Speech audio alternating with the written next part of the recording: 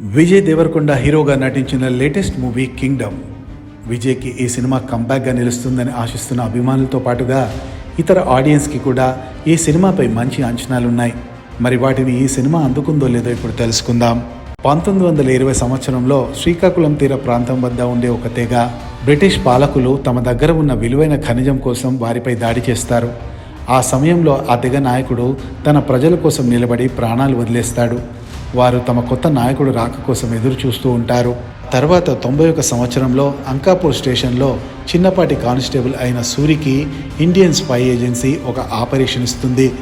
అయితే తన చిన్నతనంలో దూరమైన తన ప్రాణానికి ప్రాణమైన తన అన్న శివ అక్కడే ఉన్నాడని ఒకే ఒక కారణంతో అక్కడికి వెళ్ళడానికి ఒప్పుకున్న సూరి అక్కడి వెళ్ళాక ఏమైంది, తన అన్న ఉన్న ప్రాంత ప్రజలు ఎవరు, సూరి వారికి అండగా నిలబడే పరిస్థితులు ఎలా ఏర్పడ్డాయి, తన అన్నయ్యని వెనక్కి తీసుకువచ్చాడా లేదా అనేవి తెలియాలంటే ఈ చిత్రాన్ని వెండితెరపై చూసి తెలుసుకోవాల్సిందే.